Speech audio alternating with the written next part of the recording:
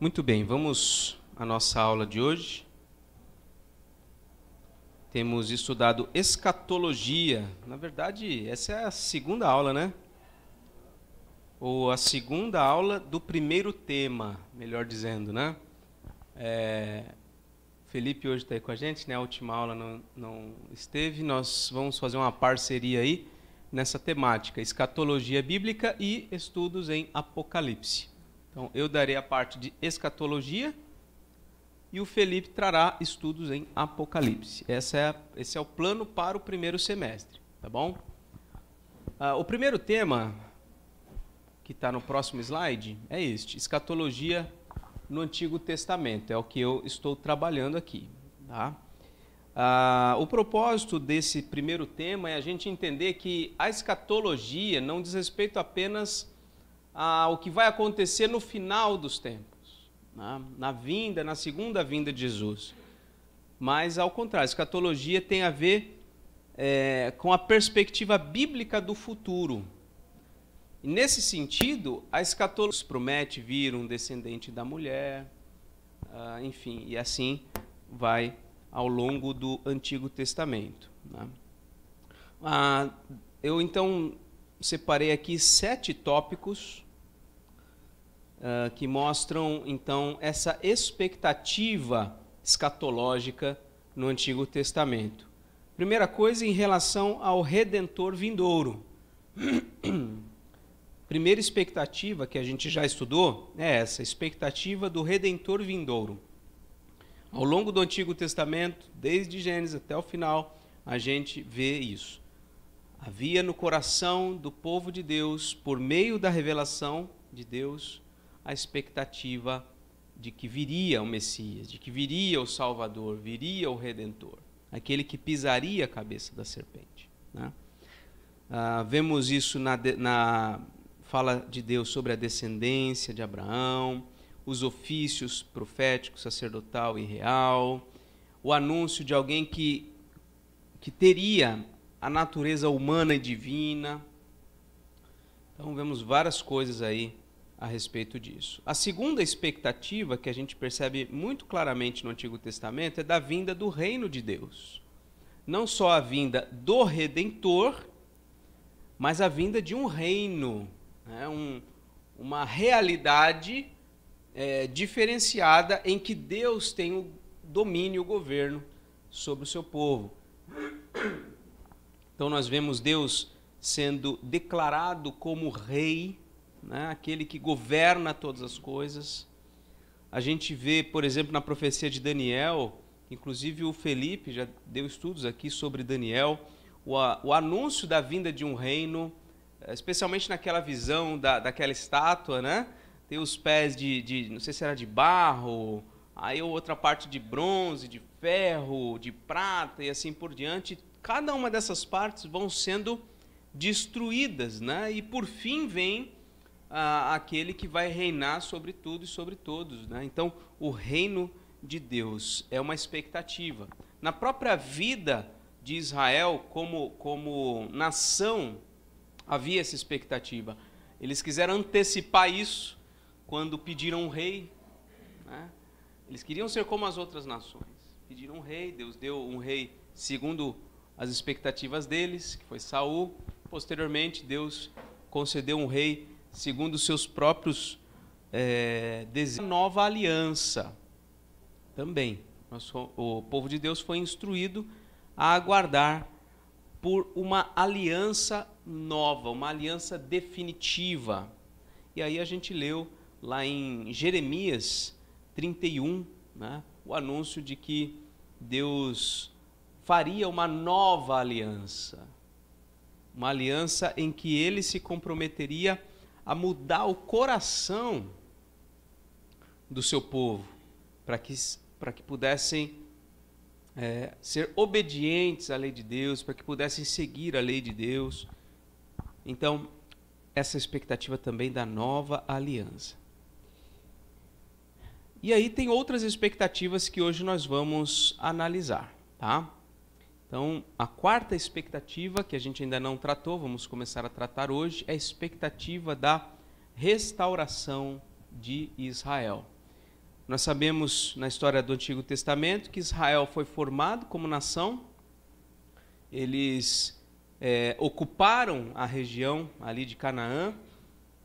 Ali eles cresceram, se multiplicaram. Sob o domínio de Davi, ampliaram os territórios. Sob o governo de Salomão, o território foi ainda mais ampliado. Então, essa foi a época áurea do povo de Israel, mas depois começou-se um processo de declínio, quando depois de Salomão o reino foi dividido, e aí o reino do norte, o reino do sul se tornaram inimigos. O reino do norte, primeiro, o reino do sul ainda preservou durante bastante tempo a sucessão davídica no reino, né? O reino do norte já não, já se bagunçou completamente. Era uma sucessão de golpes para se conseguir o domínio, enfim. E até que o reino do norte foi levado para o exílio assírio, e de lá nunca mais voltou, se espalhou, né, completamente. E o reino do sul ainda foi preservado por um tempo, mas logo também foi levado para o exílio babilônico.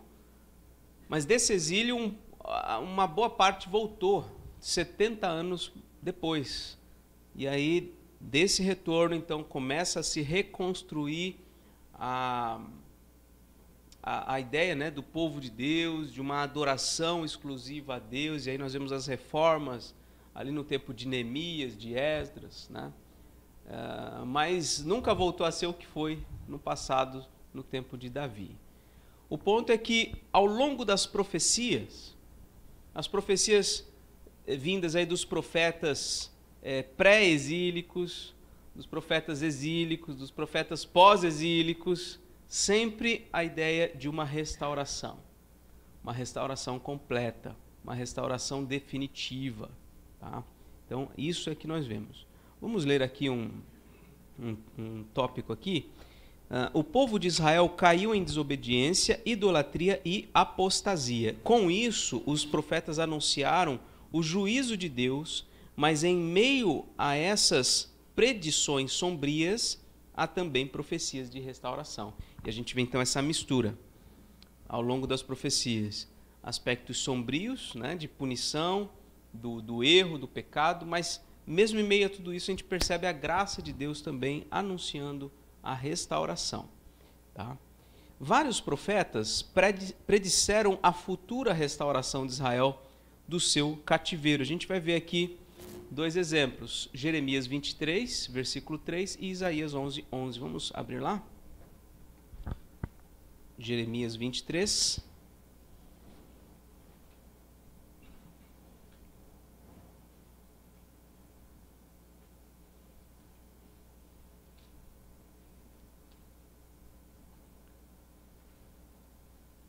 Jeremias 23, versículo 3. Algum irmão pode ler, por favor? Mesmo recolherei o restante das minhas ovelhas de todas as terras para onde as tiver afugentado, e as farei voltar aos seus apriscos, serão fecundas e se multiplicarão. Olha aí. Então, uma profecia de que Deus vai recolher, vai ajuntar todos, né? Todo o seu povo. Essas ovelhas vão voltar, vão ser fecundas, vão se multiplicar. Então, um anúncio aí de restauração. Também Isaías, capítulo 11, versículo 11. Isso aqui é só uma pequena amostra, né? Tem muito texto sobre isso. Isaías 11, 11. Alguém pode ler, por favor? Naquele dia, o Senhor tornará a estender a mão para resgatar o restante do seu povo, que for deixado da Assíria, do Egito, de Patos, da Etiópia, de Elão, de Sinar, de Ramate e das terras do mar. Isso.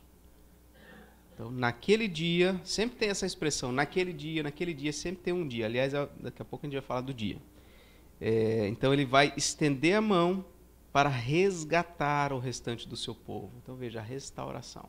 Deus promete uma restauração futura. A restauração anunciada, inclusive, tem implicações éticas. Tá? Quando esse povo for restaurado, eles terão uma transformação do coração. Vamos ver lá em Ezequiel. Ezequiel 36.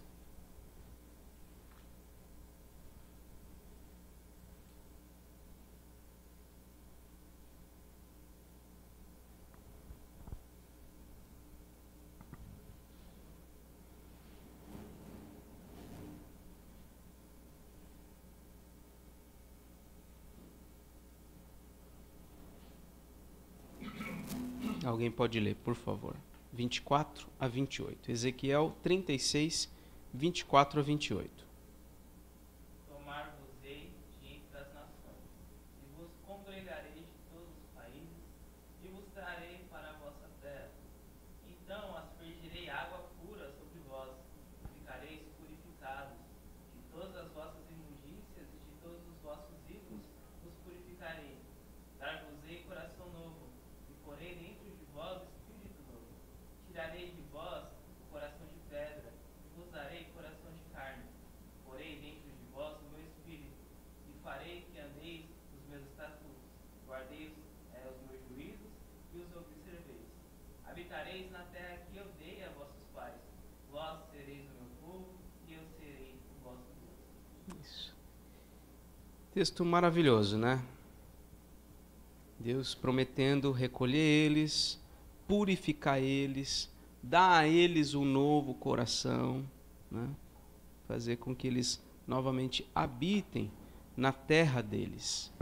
Então, essa expectativa pela restauração de Israel é também campo da escatologia, né? Campo de estudo da escatologia, essa expectativa. Próxima expectativa. Expectativa do derramamento do Espírito Santo. Isso também foi anunciado. Vamos lá para Joel. Vamos abrir o livro do profeta Joel, o segundo dos profetas menores, depois de Oséias, antes de Amós. Joel capítulo 2.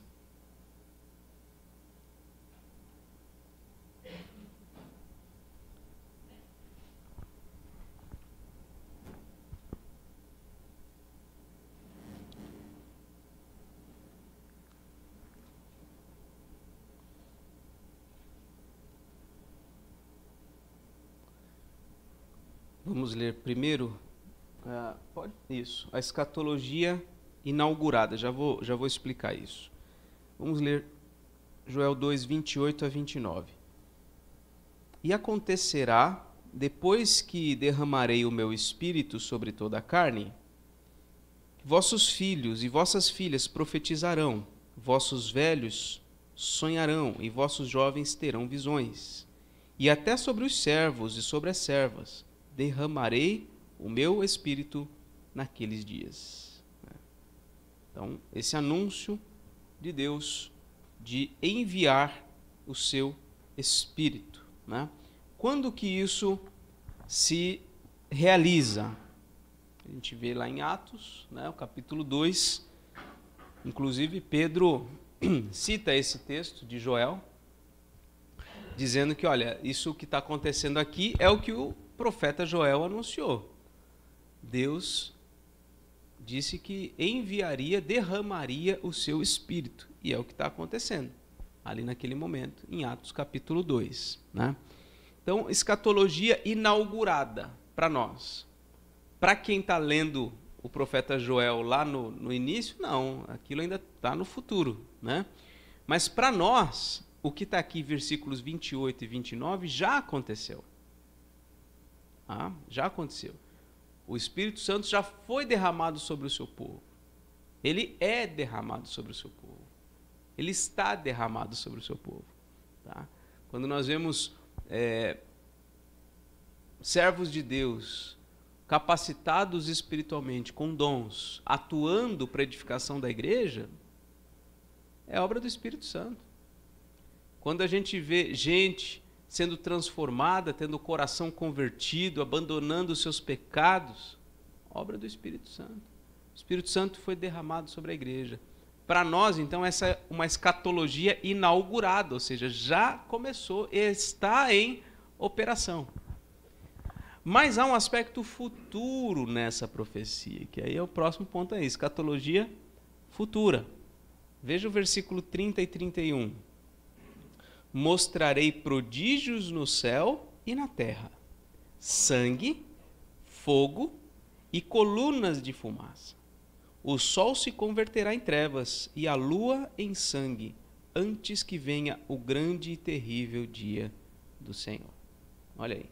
E é interessante que em Atos capítulo 2, nós vemos ali o discurso de Pedro, ele menciona essa passagem de Joel 2 inteira. Né? Vocês querem confirmar, conferir? Vai lá, Atos 2. Atos 2. Olha lá, o discurso de Pedro começa no versículo 14.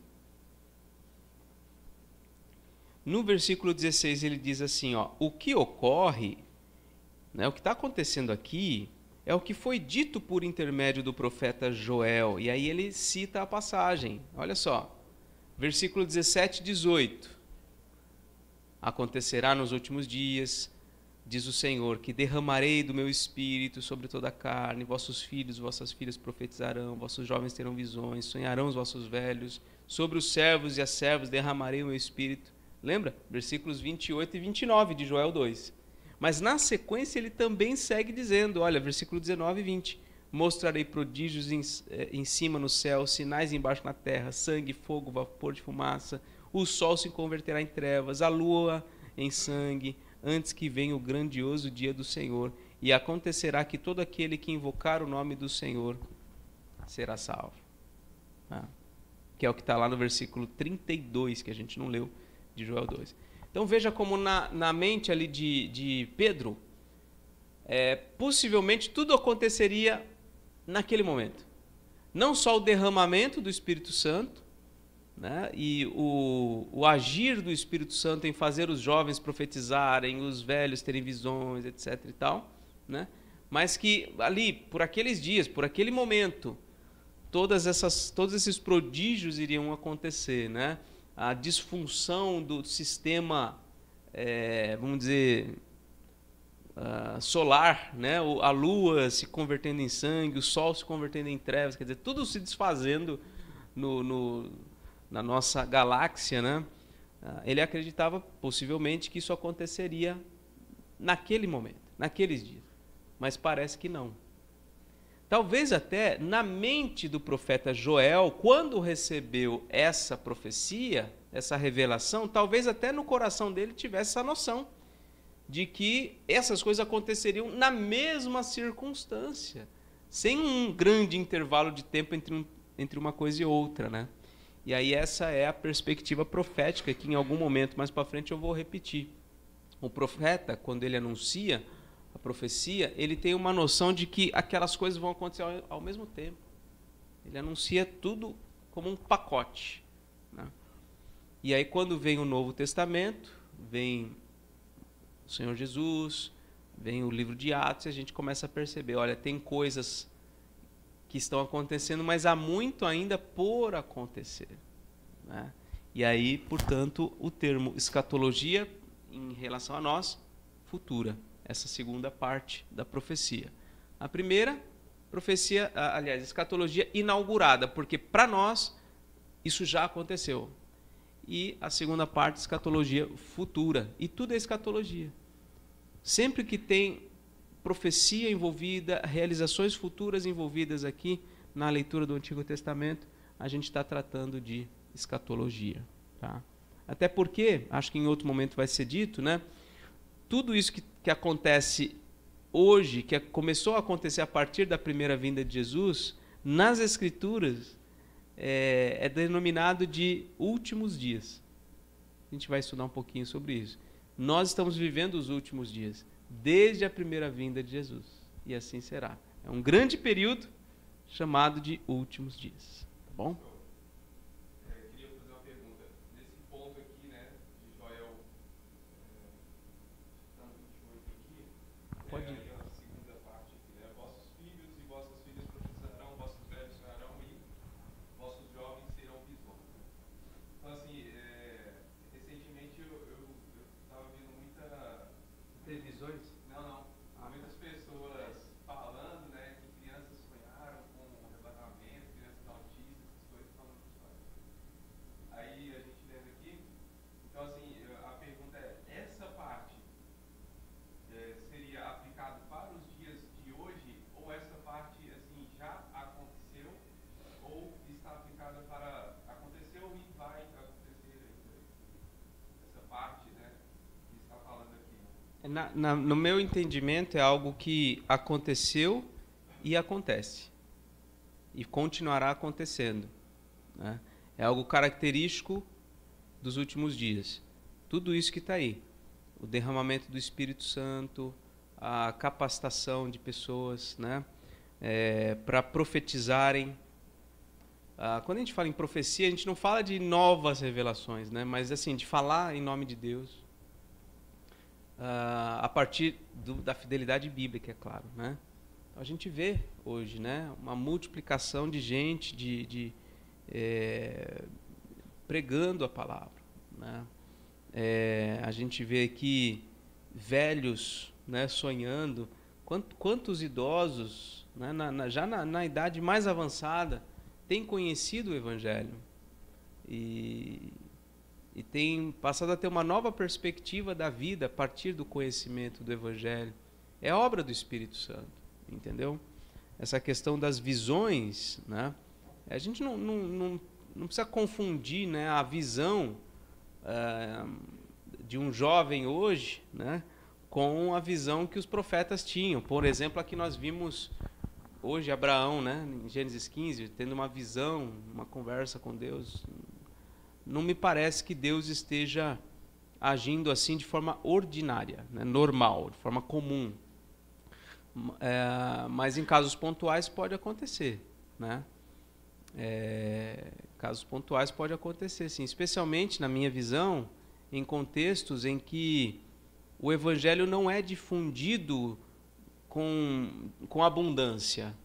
Então, eu acredito que Deus se manifeste de forma extraordinária, ou seja, não comum, não rotineira, na vida de alguns jovens, até de crianças, né? Inclinando o coração delas e elas tendo uma percepção diferenciada, que as mova à pregação do Evangelho, entendeu? Porque uma mera visão, um mero sonho, sem que a pessoa seja inclinada a buscar o conhecimento da verdade, aí isso não vem de Deus, né? Então acho que pode acontecer alguma coisa nesse sentido, tá? Não sei se ficou claro. Tá ok? Bom, a próxima frase aí eu já falei sobre isso, que é a perspectiva profética, tá? Essa ideia dos dois acontecimentos sendo anunciados em conjunto, mas tendo cumprimentos não na mesma hora, mas em momentos distintos, né?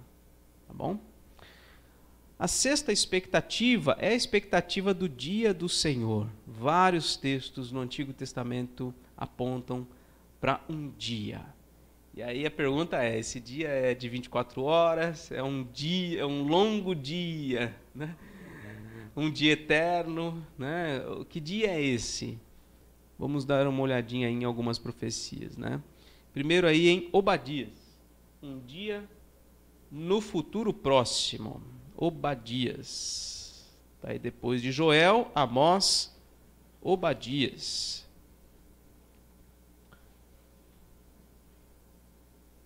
Obadias 15 e 16. Não tem nem capítulo, né? Alguém pode ler, por favor? Obadias 15.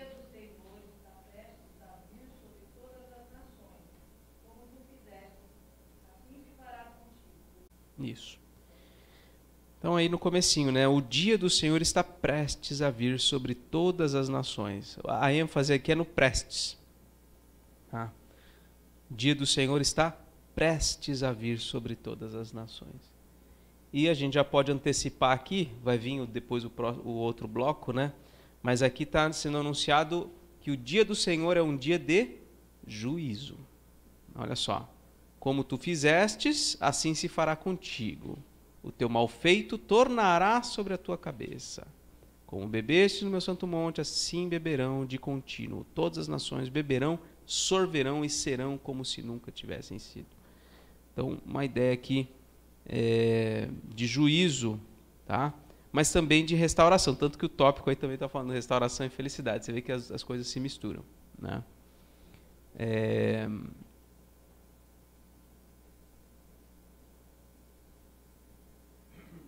Ok. Agora, ó, perspectiva profética de novo. Aí, Isaías 13.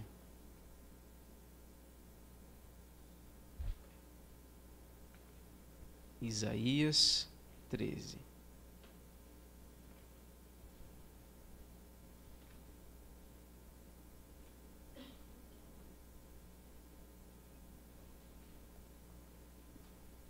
É um trecho longo, né?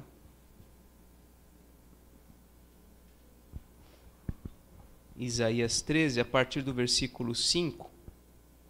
Olha aí. Já vem de um país remoto, desde a extremidade do céu, o Senhor e os instrumentos da sua indignação para destruir toda a terra. Uivai, pois está perto o dia do Senhor. Vem do Todo-Poderoso como assolação. Pelo que todos os braços se tornarão frouxos e o coração de todos os homens se derreterá.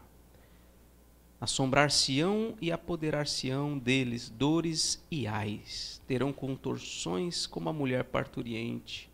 Olharão atônitos uns para os outros. O seu rosto se tornará rosto flamejante. Isso tudo vai acontecer no dia do Senhor. Versículo 9. Eis que vem o dia do Senhor, dia cruel, com ira e ardente furor, para converter a terra em assolação e dela destruir os pecadores. Porque as estrelas e constelações dos céus não darão a sua luz. O sol, logo ao nascer, se escurecerá e a lua não fará resplandecer a sua luz. Castigarei o mundo por causa da sua maldade e os perversos por causa da sua iniquidade. Farei cessar a arrogância dos atrevidos e abaterei a soberba dos violentos. Farei que os homens sejam mais escassos do que o ouro puro, mais raros do que o ouro de Ofir. Portanto, farei estremecer os céus e a terra será sacudida do seu lugar por causa da ira do Senhor dos Exércitos e por causa, olha aí, do dia do seu ardente furor. 14. Cada um será como a gazela que foge, como o rebanho que ninguém recolhe. Cada um voltará para o seu povo e cada um fugirá para a sua terra. Quem for achado será traspassado, e aquele que for apanhado cairá à espada. Suas crianças serão esmagadas perante eles, a sua casa será saqueada e sua mulher violada. Eis que eu despertarei contra eles os medos que não farão... Olha aí. Os medos... Quem são os medos? Hã? Os medo-persas. Os medos. Virão os medos. Olha aí. Aí, por isso o título aí, ó, perspectiva profética. Quando a gente lê as profecias, tem que ter... Esse é um recurso de interpretação. Se a gente não entender esse conceito, a gente não vai entender nada da profecia, tá? Parece até então que ele está falando de um dia extremamente futuro e que parece que não aconteceu ainda, né? Fala de constelações, fala do céu estremecer, fala de um monte de coisa, né? Tal. E agora no versículo 17 ele fala: despertarei contra eles os medos. Não é os medos, é os medos. É um povo, né? Que depois se juntou com a Pérsia, viraram Medo-Pérsias, né? Quer dizer, essa profecia tinha uma aplicação para aquela época bem pertinho. Mas tem coisa para se realizar dessa profecia ainda hoje, né? Quando eu aprendi sobre isso, né, foi me dada a ilustração de uma bolinha de ping-pong. Tá? Se você pega uma bolinha de ping-pong, você joga, a curva daqui até o primeiro pingo é grande. É pingo que fala, não?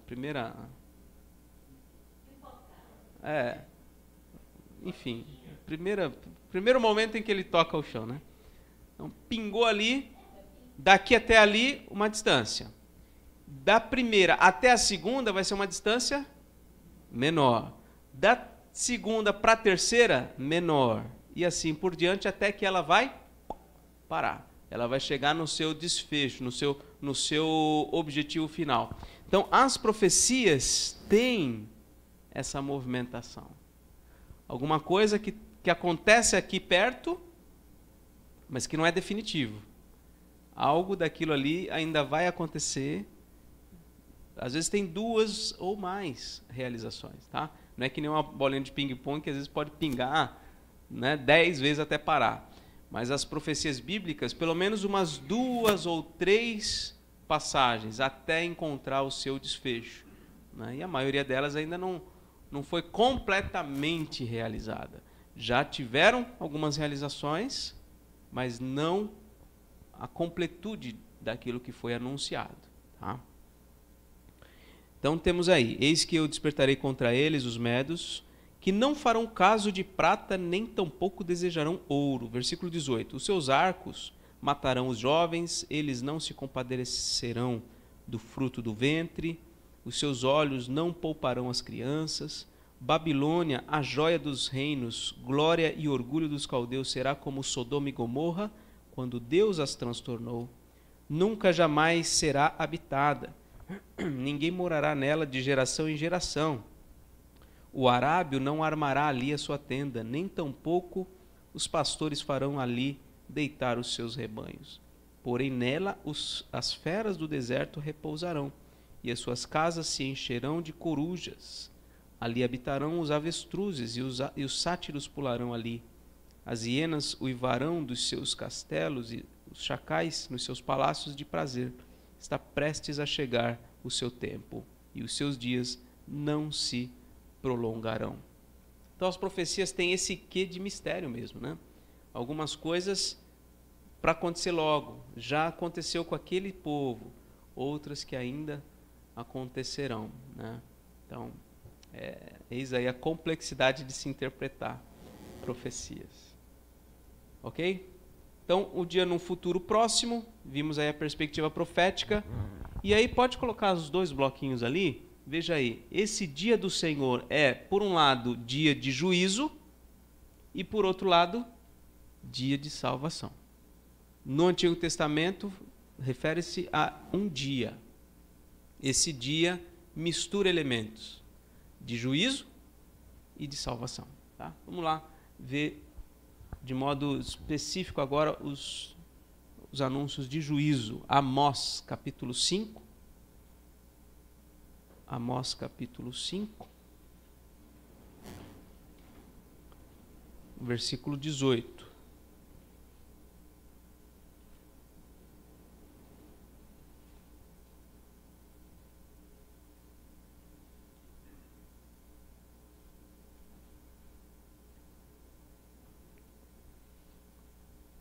Ai de vós que desejais o dia do Senhor. Para que desejais vós o dia do Senhor? É um dia do Senhor, é um dia de trevas e não de luz. Olha aí. Dia do Senhor. A interpretação bíblica não é nada simples, viu? Está dizendo aqui que o dia do Senhor é um dia que não é desejável. Um dia de trevas. Pesado, né? Isaías 2.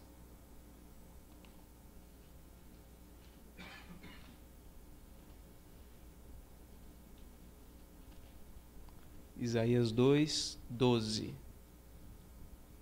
12 a 17.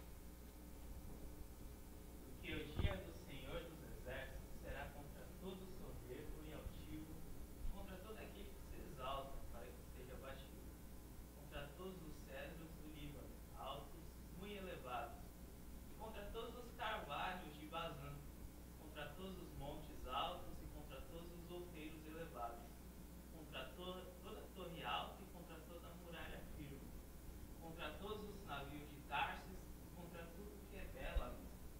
A arrogância do homem será abatida, e a sua altivez será humilhada. Só o Senhor será exaltado naquele dia. Coisa maravilhosa, né? Que profecia maravilhosa. Toda soberba, toda arrogância, tudo que se move pautado por aparência, tudo vai ser destruído. Só Deus naquele dia vai ser honrado. Que dia incrível, né? É um dia de juízo para muitos, mas para o povo de Deus vai ser um dia maravilhoso, né? Sofonias, vamos a Sofonias. Oséias, Joel, Amós, Obadias, Jonas, Miqueias, Naum, Abacuque, Sofonias, Ageu, Zacarias, Malaquias. Quem não nasceu e cresceu na igreja precisa aprender a musiquinha, né? Ainda dá tempo, viu? Sofonias 1, 14 a 15. Está perto o grande dia do Senhor, está perto, e muito se apressa. Atenção, o dia do Senhor é amargo, e nele clama até o homem poderoso. Aquele dia é dia de indignação, dia de angústia, e dia de alvoroço e desolação, dia de escuridade e negrume, dia de nuvens e densas trevas. Isso. Foi até o 15, né? O 16 a gente poderia ler também, ó. Dia de trombeta e de rebate contra as cidades fortes, contra as torres altas. Trarei angústia, olha aí, sobre os homens. Eles andarão como cegos, porque pecaram contra o Senhor. E o sangue deles se derramará como pó, e a sua carne será atirada como esterco. Nem a sua prata nem o seu ouro os poderão livrar. Olha aí, no dia da indignação do Senhor. Mas pelo fogo do seu zelo a terra será consumida, porque certamente fará destruição total e repentina de todos os moradores da terra. Tudo isso no dia do Senhor. Dia do Senhor. Tá? Bom, chega, né? Chega de juízo. Embora tem muito, eu só peguei uma amostrinha, né? Alguns textos, tá? Agora vamos ver. Nesse mesmo dia é dia de salvação. Já vimos lá em Joel, né? Vamos lá de novo. Joel 2.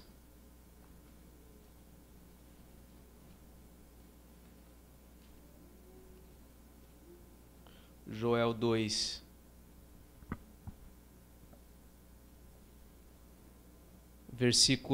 Veja que o versículo 31, o finalzinho, fala aí: antes que venha o grande e terrível dia do Senhor, e acontecerá, olha aí, que todo aquele que invocar o nome do Senhor será salvo. Porque no monte Sião e em Jerusalém estarão os que forem salvos, como o Senhor prometeu, e entre os sobreviventes, aqueles que o Senhor chamar. Então, em conexão com o dia do Senhor, nós vemos aí a esperança de salvação. E também Malaquias, o último livro do Antigo Testamento. Malaquias 4.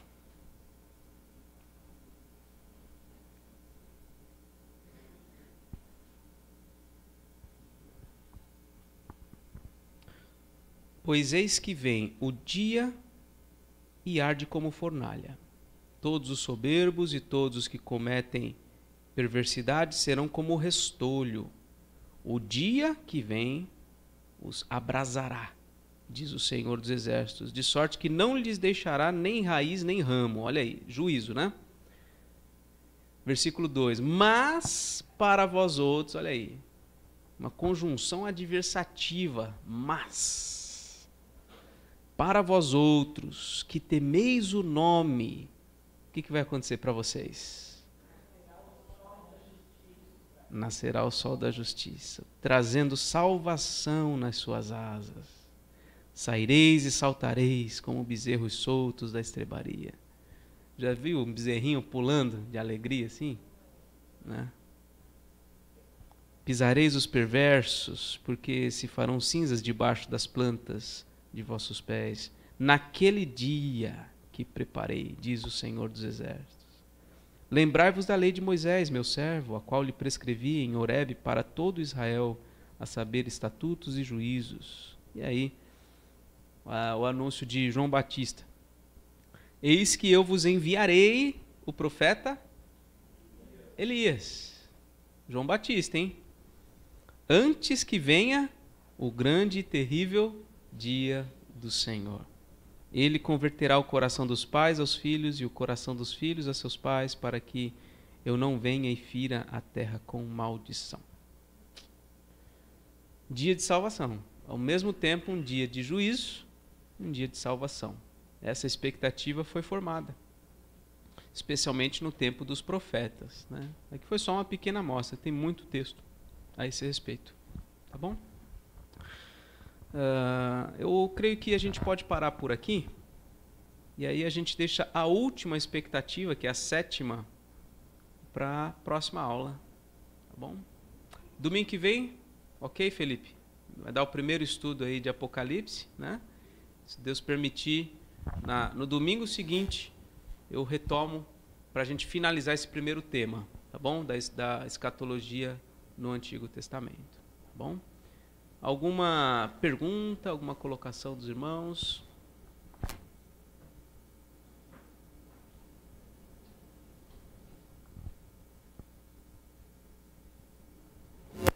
Não? Então vamos orar? Pai de amor, te agradecemos, Senhor, por esse tempo de estudo da Tua Palavra. Aplica a Tua Palavra ao nosso coração, de maneira que tenhamos a perspectiva correta da revelação do Senhor. Nos faz, ó Deus, aguardar com esperança o dia final, que será para nós, o Teu povo, um dia de grande alegria. E, ó Deus, que o Senhor nos ajude, Pai, a sermos luz neste mundo, de maneira a resgatar os que estão nas trevas, para que naquele grande e glorioso dia eles desfrutem conosco da Tua salvação, ó Deus. Ó Pai, obrigado, porque a Tua Palavra nos ensina, a Tua Palavra nos orienta, que esse estudo, ó Deus, de escatologia não seja apenas algo que venha trazer algum crescimento no conhecimento intelectual da Tua Palavra, mas que haja transformação dos nossos corações, ó Pai. Que o Senhor nos ajude a amar mais ao Senhor e a Sua Palavra. Sejam estudos, ó Deus, proveitosos, não só para o nosso intelecto, mas para a nossa vida como um todo. Nos ajuda, Senhor. Abençoa-nos, ó Deus. Abençoa também o Felipe, de modo especial, que vai começar os estudos em Apocalipse, que sejam muito proveitosos para a nossa edificação e para a glória do Teu nome. Em nome de Jesus. Amém.